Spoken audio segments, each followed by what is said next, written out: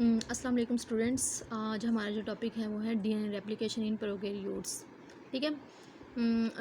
Prokaryotes वो होते हैं जिसमें जो डिफाइंड न्यूक्लियस नहीं होता, ठीक है, और यूकैरियोट्स होते हैं उसमें डिफाइंड न्यूक्लियस होता है। ओके, अब हमने रेप्लिकेशन किस में पढ़नी है? प्रोकैरियोट्स में। सबसे पहले हम एक मॉडल पढ़ते हैं, ठीक है, सेमी कंजर्वेटिव डीएनए रेप्लिकेशन। ठीक है। जेमीज वेटसन एंड फ्रांसिस क्रिक, ये दो साइंटिस्ट थे, ठीक है। उन्होंने क्या डिस्कवर किया था? Discover DNA double helical structure. ठीक है, क्योंकि आप लोग सब जानते हैं कि जो डीएनए का जो स्ट्रक्चर जो होता है वो डबल हेलिकल स्ट्रक्चर होता है। ठीक है, सिंगल स्ट्रक्चर नहीं होता, डबल हेलिकल स्ट्रक्चर होता है। ठीक है। अच्छा, इन्होंने जब ये दोनों साइंटिस्ट ने, जेम्स वेटसन एंड फ्रांसिस क्रिक ने, जब डीएनए डबल हेलिकल स्ट्रक्चर जो है वो डिस्कवर किया, इनको they realized complementary strand have functional importance in the DNA replication. तो इन्होंने इनको रियलाइज़ हुआ कि जो कंप्लीमेंट्री स्ट्रैंड जो है उसका एक इम्पॉर्टेंट फंक्शन है किसमें? डीएनए रेप्लिकेशन में। किसका फंक्शन है इम्पोर्टेंट? कंप्लीमेंट्री स्ट्रैंड का डीएनए रेप्लिकेशन में एक इम्पॉर्टेंट फंक्शन है कंप्लीमेंट्री स्ट्रैंड का डीएनए रेप्लिकेशन में। Okay, scientist knew that cell needed the copy of genetic material when divided, did not know how DNA was copied. अब वो कह रहे हैं कि जो साइंटिस्ट थे उनको ये तो पता था कि जब जेनेटिक मटेरियल चाहिए होता है, जब सेल जो है होता है उसको जेनेटिक मटेरियल चाहिए होता है जब वो डिवाइड होता है, लेकिन ये नहीं जानते थे कि उसकी कॉपी होती कैसे है। डीएनए की जो did not know how DNA was copied, जो डीएनए जो है उसकी कॉपीज कैसे होती हैं, ये उनके लिए एक मसला खड़ा हो गया। ठीक है।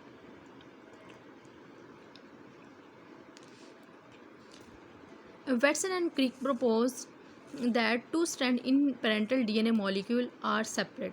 अब वो कह रहे हैं जो पेरेंटल डीएनए मॉलिक्यूल जो है उसके टू स्ट्रैंड सेपरेट होते हैं। ठीक है, पेरेंटल डीएनए मॉलिक्यूल जो होता है उसके टू स्ट्रैंड जो होते हैं सेपरेट होते हैं। ये डायग्राम से मैं आगे जाके समझा दूंगी। ओके, ये सेपरेट डीएनए स्ट्रैंड जो है होते क्या हैं? It allow the each strand to act as template for daughter DNA molecule. अब वो कह रहे हैं जो दो डॉटर पेरेंटल डीएनए मॉलिक्यूल थे वो एक टेम्पलेट के तौर पर काम करते थे। किसके लिए? डॉटर डीएनए मॉलिक्यूल के लिए। Okay, and model of DNA replication, ये मॉलिक्यूल गलती से लिखा गया है। Model of DNA replication is semi conservative model. अब जितनी भी इन्होंने ये बातें की है उस बेस पे इन्होंने कह दिया है कि ना ये एक सेमी कंजर्वेटिव मॉडल है। ठीक है। Okay, each daughter DNA molecule contain one intact strand of parent DNA molecule and one intact newly synthesized molecule DNA. अब वो कह रहे हैं जो डॉटर डीएनए मॉलिक्यूल जो बनता है न्यू, ठीक है, पेरेंटल डीएनए मॉलिक्यूल से जो डॉटर डीएनए मॉलिक्यूल बनता है वो एक इंटैक्ट स्ट्रैंड पर मुश्तमिल होता है। ठीक है, one intact strand parental DNA यानी एक पेरेंट की तरफ से आया होता है और एक न्यूली synthesized यानी न्यू डीएनए मॉलिक्यूल बना होता है। Okay, and Watson and Crick did not have any experimental evidence to support semi conservative model. अब इनके पास कोई भी एक्सपेरिमेंटल एविडेंस था ही नहीं। ठीक है, कि जो पेरेंटल डीएनए मॉलिक्यूल जो हैं उससे डॉटर डीएनए मॉलिक्यूल बनते हैं और डॉटर डीएनए मॉलिक्यूल जो होते हैं उनके पास एक पेरेंटल डीएनए मॉलिक्यूल का इंटैक्ट होता है। ठीक है, इंटैक्ट स्ट्रैंड होता है और एक न्यूली सिंथेसाइज्ड एक नया मॉलिक्यूल डीएनए का बना होता है। ठीक है, इनके पास कोई एक्सपेरिमेंटल एविडेंस नहीं था। अब दो साइंटिस्ट हैं, उन्होंने टू जो थे मॉडल प्रपोज किए थे। ठीक है, other scientist proposed two models, conservative model and semi conservative model. ठीक है, कंजर्वेटिव और डिस्पर्सिव, ये सेमी कंजर्वेटिव गलती से लिखा गया है। ठीक है, क्योंकि फ्रांसिस क्रिक और जेम्स वेटसन ने सेमी कंजर्वेटिव मॉडल जो था वो दिया था। इधर कंजर्वेटिव और डिस्पर्सिव है। ओके, आई थिंक सो ये सही है। Okay, not accept. अब जो ये दो मॉडल थे ये जो थे एक्सेप्ट नहीं होते क्योंकि उनके पास कोई ना एक्सपेरिमेंटल एविडेंस था ही नहीं। ठीक है, अब 2 साइंटिस्ट और आ गए हैं, ठीक है, Meselson and Franklin, design experimental to determine, ठीक है। अब उनके पास तो एविडेंस, एक्सपेरिमेंटल एविडेंस था ही कोई नहीं। अब जो 2 मेजल्सन एंड फ्रैंकलिन हैं, इन्होंने एक्सपेरिमेंटल एविडेंस दिए, ठीक है। Mechanism of DNA replication, they tag DNA strand, अब इन्होंने डीएनए स्ट्रैंड को टैग किया, ठीक है, using 2 stable isotope of nitrogen, lighter nitrogen 14 and heavier nitrogen 15, ठीक है। अब इन्होंने डीएनए के जो उनका एक जो स्ट्रैंड था उन्होंने उसको टैग किया, और उसके बाद जो है उन्होंने क्या यूज़ किए थे, 2 आइसोटॉप यूज़ किए थे नाइट्रोजन के, एक लाइटर था, एक हैवियर था। जो लाइटर है उसमें नाइट्रोजन 14 और जो हैवियर जो है नाइट्रोजन 15 है, okay. Okay, they followed the tag DNA, अब इन्होंने जो टैग्ड डीएनए स्ट्रैंड, जो इन्होंने डीएनए का जो स्ट्रैंड था वो टैग किया था, इन्होंने उसी को फॉलो करना शुरू कर दिया, किसके ज़रिए, थ्रू 2 राउंड ऑफ रेप्लिकेशन के, एक राउंड के ज़रिए नहीं, 2 राउंड रेप्लिकेशन के होंगे, तो उसको फॉलो करना शुरू कर दिया। आफ्टर 2 राउंड ऑफ रेप्लिकेशन, देखते हैं आफ्टर 2 राउंड ऑफ रेप्लिकेशन के बाद होता क्या है। Daughter DNA come with 1 light and 1 heavy isotope of nitrogen, अब वो कह रहे हैं कि जब आफ्टर 2 राउंड ऑफ रेप्लिकेशन के बाद जो डॉटर डीएनए मॉलिक्यूल जो है उसके पास एक लाइट आइसोटोप नाइट्रोजन का और एक हैवियर आ गया, ठीक है, जो हमने नाइट्रोजन 14 एंड 15 पीछे पढ़ा था, okay. They come from DNA replication follow semi conservative model, अब इनको कंफर्म हो गया है, ठीक है, मेजल्सन एंड फ्रैंकलिन को जो है कंफर्म हो गया है कि जो डीएनए रेप्लिकेशन जो होती है वो किसको फॉलो करती है, सेमी कंजर्वेटिव मॉडल को, ठीक है। 3 मॉडल्स थे, कंजर्वेटिव, सेमी कंजर्वेटिव और dispersive, okay. According to this model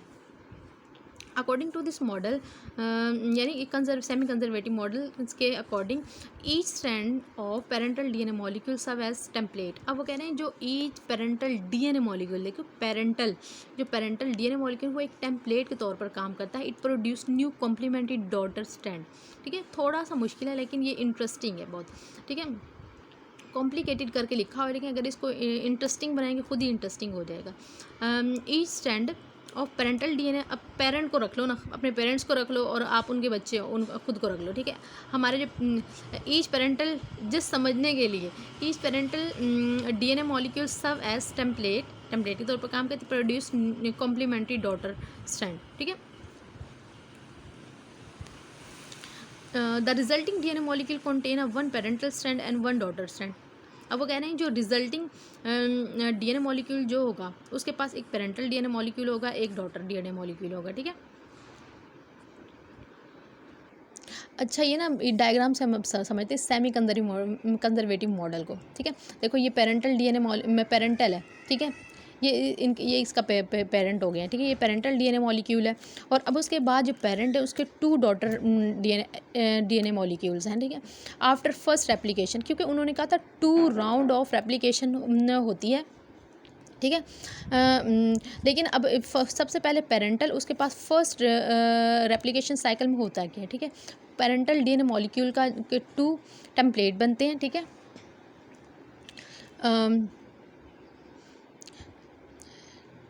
अब ये देखो, अब ये जो एक ब्लू एक रेड है, ठीक है, अब बिल्कुल ऐसा तो नहीं, एक डॉटर है, एक जो रेड वाला ये पेरेंट की तरफ से है, एक डॉटर खुद का अपना ही है, ठीक है, ये इसमें भी ऐसा ही है। अब हम देखते हैं कि जो ये तो फर्स्ट रेप्लिकेशन साइकिल है ना, अब हम देखते हैं कि जो आफ्टर सेकंड रेप्लिकेशन साइकिल के बाद होता क्या है, ठीक है।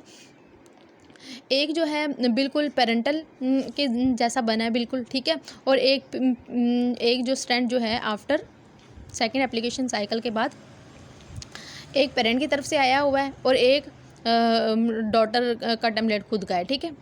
अब ये एक मॉडल हो गया सेमी कंजर्वेटिव मॉडल। आगे हम पढ़ते हैं डिस्पर्सिव मॉडल।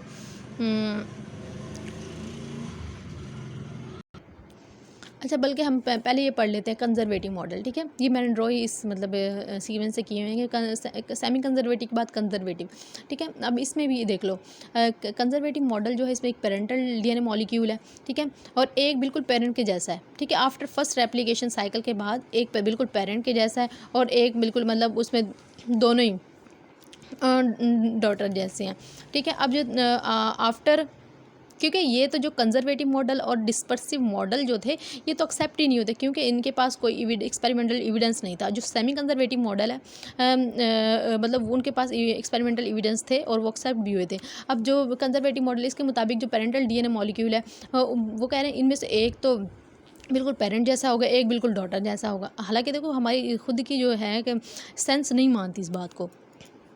अब जो जो है ये ब्लू वाला इनके फिर बिल्कुल इसके जैसे बन गए, और ये है आफ्टर सेकंड रेप्लिकेशन साइकिल एक बिल्कुल पेरेंट की तरह बन गया, एक बिल्कुल डॉटर की तरह बन गया। मतलब ये तो अब अगर हम एक्स एंड वाई क्रोमोसोम्स हैं उसका क्रॉस करवाएं, ठीक है, कुछ मतलब पेरेंट्स की तरफ से हमारे अंदर जीन्स आती हैं, कुछ मदर की तरफ से आती हैं, ठीक है।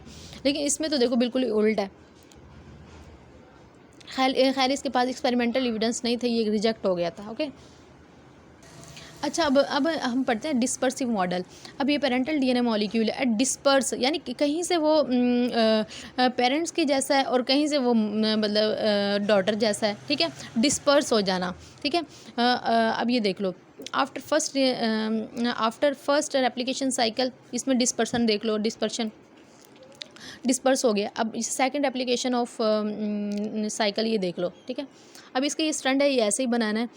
खैर ये डिस्पर्सिव और कंजर्वेटिव जो थे रिजेक्ट हो गए थे ड्यू टू उनके पास जो साइंटिस्ट हैं उनके पास एक्सपेरिमेंटल एविडेंस नहीं थे।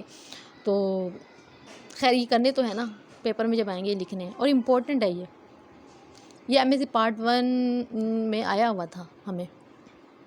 ओके, अल्लाह हाफिज़। उम्मीद करती हूँ आप लोगों को समझ आ गई होगी।